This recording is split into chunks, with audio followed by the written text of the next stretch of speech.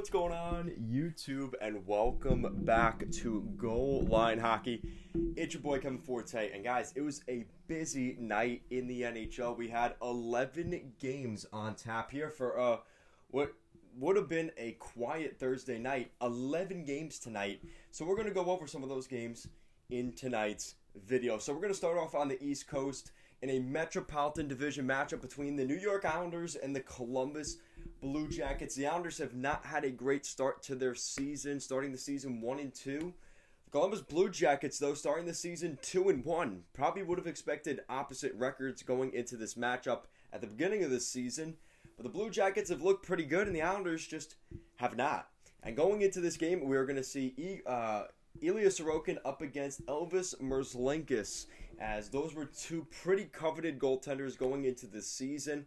It was a really great matchup between them in tonight's game. Now, the notable thing tonight going into this one, New York Islanders forward Jean-Gabriel Pageau was scratched. We haven't really gotten any details from Barry Trotz on why that exactly was. Is it a lingering injury? Is it performance related? We're not really sure, but definitely interesting going into this matchup. It was a pretty back and forth first period. Not something that the Islanders would typically like to see. And that was partially why the result didn't go the way of the Islanders.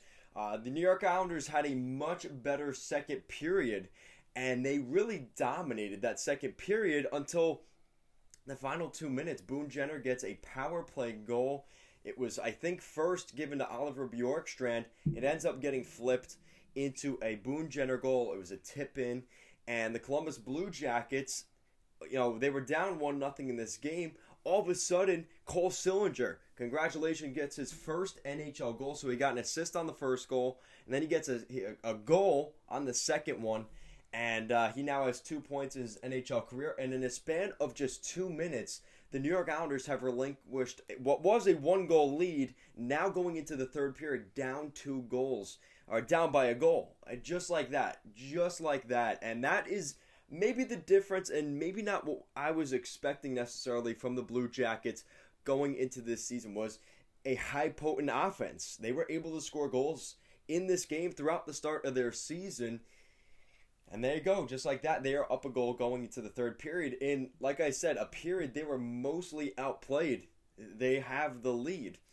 Now, it was a pretty tight third period. Matt Barzal gets his second of the season, a big goal for the Islanders, and you knew this one was going to go to overtime after that. Both these teams very conservative for the rest of the period. You have really good goaltending from Sorokin and Merzlikins, and of course, this one goes to overtime. The Islanders looked pretty good in the start of overtime. Plenty of opportunities. There was a broken stick, but the Islanders were unable to execute. Comes back the other way. Some of those Islanders were tired. And Patrik Laine, for the second time this season, he has 2 goals on the season, both of them in overtime. And Patrik Laine gets the game winner for the Columbus Blue Jackets. The Islanders lose this one. A tough defeat on the road for the Islanders. In what was an opposite effect the other night in Chicago, where they weren't maybe the better team for most of that game, just found a way to win the game. Tonight it was the opposite effect. Now the good news is the Islanders still pick up a point.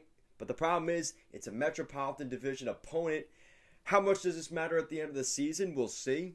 But that is a huge point for the Islanders that they didn't get, that the Blue Jackets did. The Islanders go to 1-2-1 on the season, and the Blue Jackets, probably a little bit surprisingly, 3-1 to start their season. The notable thing for the Islanders as well, the Islanders once again scoreless on the power play, 0-for-3 on the power play. Tonight, it's a 2-3 victory in overtime for Patrik Laine and the Columbus Blue Jackets. Now, this was the coveted game tonight up in Quebec. The Montreal Canadiens hosting the Carolina Hurricanes.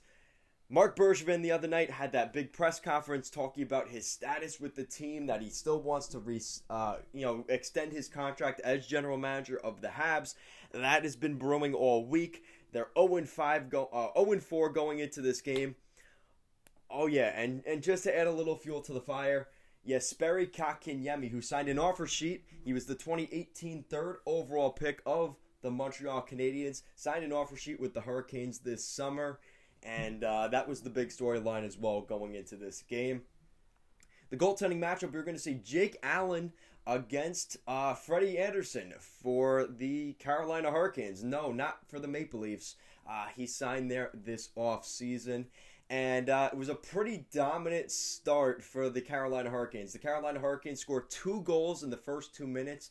Sebastian Aho gets a goal on the power play in the first minute of the game.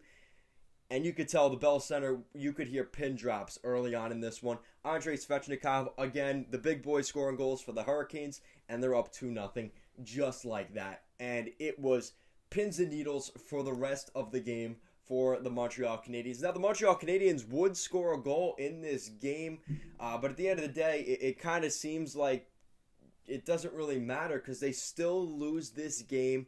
They lose. Carolina 3-0 on the season. The Montreal Canadiens 0-5 to start their season. They have not done that in their entire existence. They've only done that 3 times now in over, I think, 150 years of the Montreal Canadiens as a franchise. So, pretty impressive stuff in the wrong way for the Montreal Canadiens to start their season. Sebastian Aho had 2 goals on the game. Oh yeah, and just to make things better, Jesperi Kotkaniemi in his return to Montreal gets a goal, a tip-in, and every time Kotkaniemi had the puck, there were plenty of boos from the Boo Birds in Montreal, but at the end of the day, he is on the winning side, and a tale of 2 different teams to start the season. Man, it's been a rough start for the Montreal Canadiens, and they really can't do much to fix it internally right now. So we're going to have to wait and see what happens there. Things are going to get interesting over the next couple of days in Montreal. Now we add up to Ottawa, where we have another little bit of a storyline. Erik Karlsson, who was formerly with the Ottawa Senators, the captain of the Ottawa Senators, he returns back to the city of Ottawa. James Reimer and Matt Murray get the starts tonight. Matt Murray's first start of the season for the Ottawa Senators this year. Brady Tkachuk gets his first game in the lineup for the Ottawa Senators. A little bit of a, former captain and Karlsson returning, as well as Brady Tkachuk, who is pretty much being groomed into being the next captain in Ottawa. Going into this game, it was early pressure from the San Jose Sharks. A lot of pressure from the Sharks. They seemed to be winning those puck battles. They were dumping and chasing, creating turnovers from the Senators. That's been a real struggle for the Senators blue line to start this season. And they end up scoring a goal pretty early in this game. And that kind of set the tempo, and that was pretty much it. I mean, the Sharks, they played a great game overall. Again, Batherson got the early goal for the Senators halfway into the first period, but that would be it. Brady Tkachuk would register his first point of the season in his first game, and Artem Zub. So, again, seeing Tkachuk in the lineup, we're going to see more of guys like Batherson, Norris, probably getting some points with Tkachuk back in the lineup. They have not had the best start to the season without Tkachuk, but Logan Couture and Kevin LeBank's second goal of the season, a power play goal. And LeBanc, that ends up being the game winner in the second period. And that was it. A really solid game from both goaltenders. I do have to give credit here to Matt Murray. He absolutely robbed Andrew Cogliano in the second period. Gave the Ottawa Senators a chance in this game. Tim Stützle, it's so frustrating watching him play. He is such a talented player. He's playing well. He's just not able to finish on those opportunities, and it has been frustrating for Stützle to start this season, but I think the goals and the production will come. It's just a matter of time at this point. And like I said, it was a goalie duel. James Reimer between Matt Murray. Really, they both played spectacular in this game, and that's why it was a 2-1 game. It was a game of inches. The San Jose Sharks actually, there was another spark of air in this game for the Ottawa Senators. The San Jose Sharks had scored a goal. Turns out it was offsides. It was reviewed. No goal for the San Jose Sharks. But even with that, it was not enough. The Ottawa Senators had plenty of chances.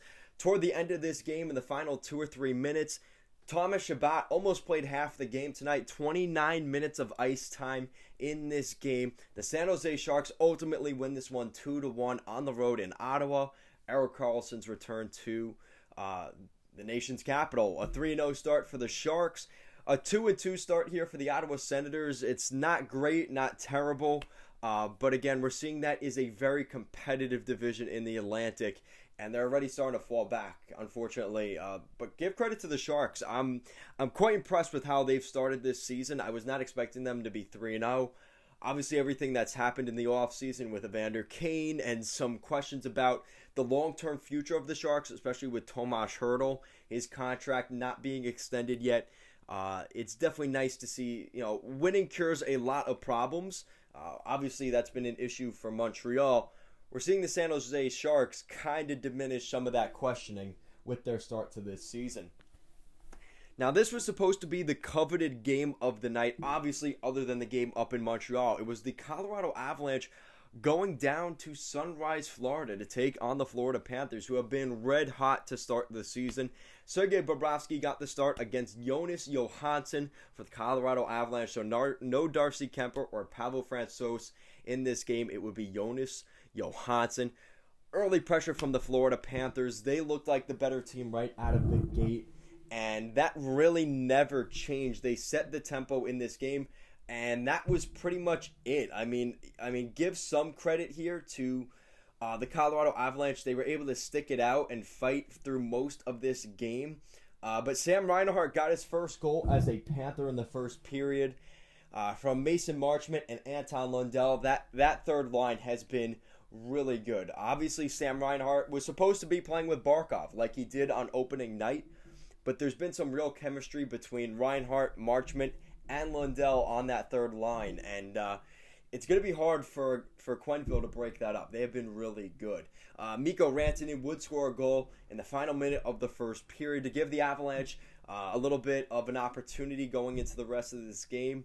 It ends up being 1-1 at the end of one. Sam Bennett, though, almost halfway into the game, scores his fourth of this season. Now, he did have a hat trick on opening night, but he gets his fourth of the season. Sergei Bobrovsky is looking great in this game. He just looks poised in the net. He's making the right movement. He's not flopping all over the place. He's, strategically making the right saves. He's got his, body to the puck, great positioning. You got to give some credit there. But at the end of the second period, you could tell who the better team was in this matchup. The Florida Panthers had outshot the Colorado Avalanche alone in the second period. I'm not even talking about, counting shots in the first period as well. The Florida Panthers had 23 shots in that second period compared to the 12. They doubled the Colorado Avalanche in shots in the second period. So really not a great second period there by Jared Bednar's defense. Not a great result. Anton Lundell gets his second of the season, an empty netter. It would end up being 4-1 for the Florida Panthers in this 7 o'clock matchup down in Florida. Anton Lundell, 65% in the faceoffs, won a couple of important defensive faceoffs toward the end of this game. He played really well. That empty netter, a great setup there by Marchment, Duclair along the wing as well. Really, really good stuff there from the Panthers. Well executed. And like I said, Lundell, 4 points in the past 2 games. So he's looked really good out of the gate. And to cap it off, a 4-1 victory for the Florida Panthers. They start the season 4-0. The Colorado Avalanche 1-3 to start the season this year. Their first win in their home opener, the season opener against the Blackhawks, who it kind of seems like not a meaningless win, but the Blackhawks have not won a game yet. So, they really haven't done well to start the year. And Sergei Bobrovsky gets his 300th NHL win. That is the third Russian goaltender in NHL history to do so. Congratulations to Bobrovsky and the Florida Panthers on a 4-0 start to this season. And, man, all that preseason hype about the Panthers, they are living up to that right now. Moving up the coast a little bit into New Jersey, the Prudential Center, we see a Metropolitan Division matchup. The Washington Capitals coming into town to take on the undefeated 2-0 New Jersey Devils. The starters for tonight, we had Vitek Vanacek against Scott Wedgwood. Mackenzie Blackwood has been placed on the injured reserve, so not good stuff here for the Devils early on, seeing the same injury issues that we saw last year from the Devils. And Jack Hughes, who only had 4 minutes of ice time last game, he is now on the injured reserve as well. I heard he was on the injured reserve. I also heard he was day-to-day. So from different sources, it's still up in the air where Jack Hughes is. But we know for certain Blackwood is on the injured reserve. And Hughes will probably follow in the next day or two. So a couple of key losses here early in the season for the Devils. Washington was just dominant in this game. They scored 2 goals in the first period, and they just established their momentum. We're seeing how important that first period is in these games early on in the season. Mantha, his second of the season, and Dmitry Orlov, who's gotten a lot of minutes on the ice, over 20 minutes a night to start the year for Orlov. He gets his first of the season. 2-0 Caps at the end of one. Daniel Sprong gets a goal. A former Penguins first-round draft pick gets his first of the season. The Caps are hoping for more from him, probably taking on maybe the role, maybe not of Mantha, but what they were probably losing from a guy in Jacob Vrana, who is now in Detroit. Daniel Sprong is projected to kind of take that role, so it's important to see him getting some goals there. So just before the halfway point in this game, 3-0 Washington. Seems like they're going to cruise to a victory here. Evgeny Kuznetsov in the third period, halfway through the third period, makes it 4-0, his third of the season from Tom Wilson and Ovechkin. We know how dominant that first line is in Washington, and they showed it again tonight. Yanni Kotkaniemi would get his first of the season. He had a really nice start to last season. A little bit of a slower start this year for the Devils from Severson and Yegor Sharangovich. That would be a power play goal for the Devils, which is a promising thing. They did score. They were 1-for-1 on the power play tonight. The Caps were 0-for-3 on the power play, but who's really counting? At the end of the day, they win this one 4-1 in New Jersey. A dominant game overall. And it was a good test for the Capitals to see where they really stand in their division. The Devils go to 2-1 on their season, their first loss of the regular season. And now the Washington Capitals have now picked up a point in all 4 of their games, going 3-0-1 to start their year. There were just too many odd man rushes from the Devils, just too many breakdowns defensively. Got caught puck watching a little bit. I don't think Wedgwood had his best game. Definitely didn't have his worst game. It was a combination of the Capitals finishing on their opportunities and the Devils not being able to do so. And that's when you have a 4-1 victory like we had tonight. Speaking of kind of the same narrative here in this one, the Calgary Flames kind of not having the best start to their season. They go to Motown to take on the Detroit Red Wings. Jacob Markstrom would get the start for the Flames. Alex Nedeljkovic would get the start for the Detroit Red Wings. Early on in this game, Giovanni Smith and Milan Lucic dropped the gloves. Both these teams have not had the start they would probably like. And we saw a little bit of some confrontations, a couple questionable hits early in this game. Obviously, everything from that Zadina hit the other night. You knew that the Red Wings are going to be a little bit more on edge with guys hitting and maybe taking legions against some of the younger players in the lineup. It was a really structured game. You have to give credit to the coaching staffs on both sides. Daryl Sutter for the Flames and Jeff Blashill for the Red Wings. I know he's taken a lot of criticism, but you definitely saw some structure in this game. But the problem is, we talked about this early on for the Calgary Flames. Would they be able to play like the New York Islanders? They don't have the most skill, but with a defensive style and a pretty good goaltender in Markstrom, can they win those 1-0, 2-0, 3-0 games in order to have a successful season? And early on, they have been able to give themselves opportunities in those games. This was a pretty physical game as well, which I think favored the Calgary Flames. A lot more size on that team, obviously, with guys like Lucic, Brett Ritchie in the lineup. The Red Wings have much more skill in their lineup. Moritz Seider, 19 minutes of ice time tonight, so we're seeing him pretty much as a top 4 defenseman to start the season here in Detroit.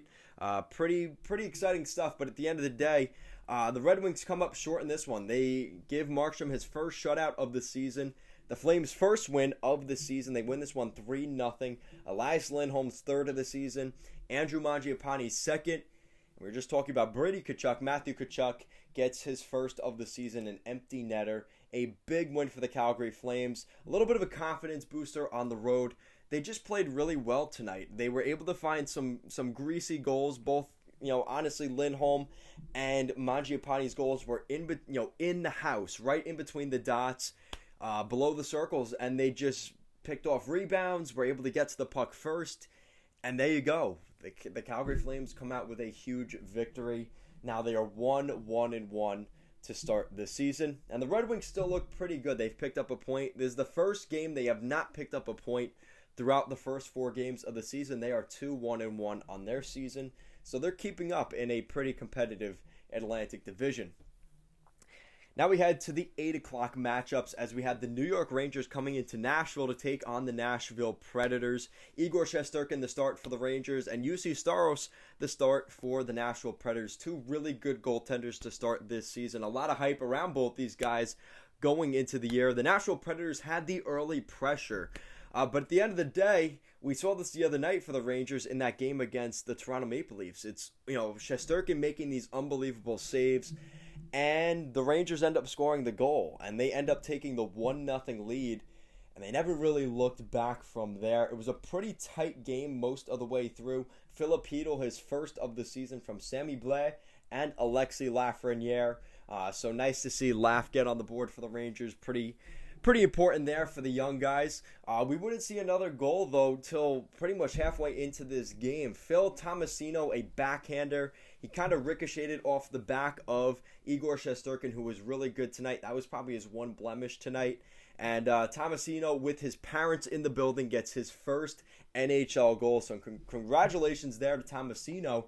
And we have a tied hockey game. Igor Shesterkin makes another robbery save in the second period on the Nashville Predators power play prior to that Predators goal. They end up getting the goal anyway. But Juuse Saros making a couple great saves. Then it goes back the other way. A couple great saves for the Rangers. And it was just one of those games. Very similar to what we saw the other night in Toronto, where Nashville looked pretty good. But at the end of the day, they come up short in this game. The Rangers start to pull away in the third period. Alexis Lafreniere, second of the season. He's now got 3 points on the season. Just over halfway into the third period. It's a 2-1 lead for the Rangers. That ends up being the game winner as Barclay Goodrow, they just paid him all that money this summer. An empty netter, his first of the season, and that would put the final nail in the coffin with 6 seconds left. In regulation, the Rangers win this one 3-1. Very similar to the last 2 games the Rangers have played. They have not been that super dominant team, but they find a way to win the game. The Montreal Canadiens, they won that one 3-1 with a late empty netter. They beat the Maple Leafs in a tight game in overtime thanks to Panarin, and then they're able to find a way to win this one in Nashville. This is an opponent the Rangers should have beaten, but they find a way to get the win. Again, Nashville's not an easy place to play. It's a hostile environment, and they're able to find a way to get the victory. The Rangers have now picked up 4 points in their first 5 games of the season. 3-1-1 to start the season. On the other side, though, it's a little bit of a different story in Nashville. The Nashville Predators' only victory was a game against the Seattle Kraken, who the Kraken have not been great in their own right. They are 1-3 to start the season. So, yeah, there we go.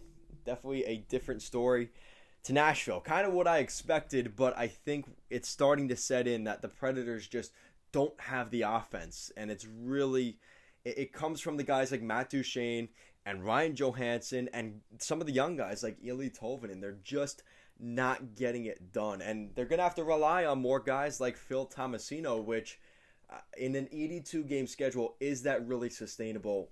And what looks like is going to be a pretty tough Central Division. All right, so we're moving on to some of the later games. The 8 o'clock game in Winnipeg. We have the Anaheim Ducks trying to prevent the revenge from the Winnipeg Jets on the Anaheim Ducks opening night. They beat the Winnipeg Jets 5-1 on their season opener back in Anaheim. And the Jets kind of rewrote the story in this one at MTS Center, or whatever they're calling it now in Winnipeg. You have John Gibson up against Connor Hellebuyck, some of the best goaltenders, not only in that Pacific Division, but in the entire NHL. It was going to be a little bit of a goalie duel until the Jets kind of pull away. Now, something interesting going into this game, the Anaheim Ducks' leading point producer last season, Maxime Comtois, was scratched for tonight's game. He is a -5 to start the season. I wonder if that had something to do with it. But interesting to see Comtois not in the lineup. For the Winnipeg Jets, a couple of big boys out of the lineup for the Jets.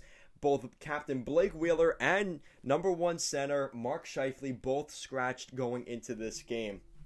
So I'm not really sure what's going on with that. Maybe lingering injuries. I'm not really sure. I think Blake Wheeler did get suspended, but for Mark Scheifele, not really sure what happened there. good start for the Anaheim Ducks. They get an early goal, and that you were hoping would set the tempo for this game. And it was pretty quiet in Winnipeg after that first goal. It seemed like the Jets were playing well, and then the Ducks just dunked one in on them. Troy Terry, who asked for a trade last season, he's looking pretty good in Anaheim right now. Looks pretty solid. Troy Terry from Cam Fowler and Kevin Shattenkirk, a power play goal for the Ducks. And that would be it for the Ducks for the rest of the night and their offense. They pretty much booked it in after not even 3 minutes into the first period. Pierre-Luc Dubois gets his third of the season. He is an absolute animal. And he got a big goal there for the Jets from Kyle Connor and Evgeny Svechnikov, his first point with the Jets this season. We wouldn't see another goal till a minute into the second period. Andrew Kopp has had a really good start to his campaign this year from Nate Schmidt and Paul Stastny, his third of the season. It's 2-1 Winnipeg, and we're starting to see the tide turn in this game. And then it kind of takes over in the third period. A power play goal, a minute and a half into the third period. Josh Morrissey, his second of the season from Schmidt and Dubois. So Dubois now a 2-point game for him, and Nate Schmidt has 2 assists on the night. And just to cap things off, Kyle Connor with 2 late goals, an empty netter with a little over 3 minutes left in regulation makes it 4-1. And then Kyle Connor, his second of the game, his 5th of the season with less than 2 minutes to go. And it's 5-1 Winnipeg. They win this game at home, and they completely rewrite the script from the first game of the season back in Anaheim. Jamie Drysdale, he played a lot of hockey tonight. 23 minutes, 23 and a half minutes, actually, if we're going to be honest here. Drysdale has been the biggest force for this defense this year. It's interesting how they're playing him on the power play. He's taking over Ryan Getzlaf's spot in that bumper spot, which I don't know how long-term if that's going to work, but it's interesting that they're trying that. Obviously, Trevor Zegras, I think he had almost 20 minutes of ice time tonight. So the Ducks are playing the young guys, and that's pretty obvious. But this was a tough loss on the road. They just kind of got outplayed. It seemed like they kind of let their foot off the gas, and that was it. And they just were never able to come back from that. Not a great game from Gibson, but at the end of the day, they were just outnumbered in this game. The Ducks go to 2-3 on the season, and the Winnipeg Jets 1-2-1 on the season. That's their first victory of the season. Kind of surprising it's taken them this long, but that's definitely a big one for the Jets. So as we kind of wrapped up the night, we had 2 games left on tap. The Vancouver Canucks heading into Chicago. It would be the first time Adam Gaudette would come back to Chicago. The first time Adam Gaudette and I forgot his name, Matthew Highmore, would play each other's old former teams. We didn't even see Gaudette in the lineup for the Blackhawks. He was scratched along with Philip Kurashev, which was kind of interesting, an interesting move there by Jeremy Colleton. Kurashev was supposed to be this very coveted young prospect that they didn't want to trade this summer. And all of a sudden, he's scratched in Game 5 of the season for the Blackhawks. So, not really sure what's going on there. For the Canucks, Podkolzin and Luke Schenn were both scratched in this game. So, I guess the Canucks kind of looking for a different look. And Demko and Lankinen were in between the pipes to start this game. Chicago had the pressure early on, but that tone changed very quickly. The Blackhawks are a fragile franchise right now, kind of like the Montreal Canadiens, where you gave up that first goal, and you could see the fans in the crowd. They were not too happy with that early goal, and from there it was kind of over. Jason Dickinson, his first as a Vancouver Canuck, his first of the season, from Matthew Highmore, who was formerly with the Blackhawks last season. Nils Höglander picking up a point as well. I have to give a shout out here to the Blackhawks power play before we go completely against the Blackhawks the rest of the game and negative. Alex DeBrincat, his second of the season from Kane and Seth Jones, a power play goal. Just an absolute snipe. Bar down Selly for DeBrincat. A huge goal, ties the game up, gives the Blackhawks a little bit of life in the first period. But that was pretty much it. Early on, or halfway through the second period, just before the halfway mark, Tanner Pearson gets his first of the season, a big goal for the Vancouver Canucks from Hughes and Garland. Quinn Hughes back in the lineup. He missed the game the other night. And there you go. That was it. That was the game-winning goal. Brock Besser, his first of the season on the power play from Elias Pettersson and JT Miller. So some first-line production there. And then Connor Garland, his second as a Canuck, would be the empty netter. And that would finish this game off. A rough game for the Chicago Blackhawks once again. And they now start the season 0-4-1. So just very slightly better than the Montreal Canadiens, who are 0-5. I don't know. And the problem is, too, the expectations were higher for the Blackhawks going into the year. They invested all that money this offseason into the Joneses, into Marc-Andre Fleury, and it doesn't seem to be paying off one bit to start the year. So definitely a very frustrating thing for the Blackhawks. And you could see in that building a lot of boos, a lot of just frustrated fans that it's been a couple years now. Again, that little, when they were winning cups and they were like, all right, we knew we were going to be bad for a little while. Now they're like, okay, we're sick of being bad now. Like, we have to start being good again. It's a lot harder to dig yourself out of that rebuild. It's a lot easier to tear it down than to build it back up. I think Blackhawks fans are starting to realize just the magnitude of that. And the way the fans have turned on Jeremy Colleton has been very interesting as well. So I wanted to throw that in as well. So now we have the final result here. A 10 o'clock game out in Arizona. The Edmonton Oilers coming into Arizona. The Coyotes have a homestand here. Their next game Saturday night against the New York Islanders. It was a big game for the Arizona Coyotes. You have Mikko Koskinen getting the start, with Vejmelka getting the start for the Coyotes. Obviously with Mike Smith being placed on the injured reserve, now they had to call up Stuart Skinner from Bakersfield. So now it's Stuart Skinner and Mikko Koskinen. That's probably exactly what the Oilers were hoping for, right? That's it. Yeah, this isn't going to be good, right?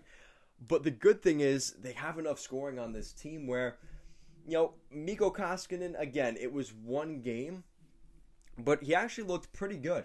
He looked pretty good overall.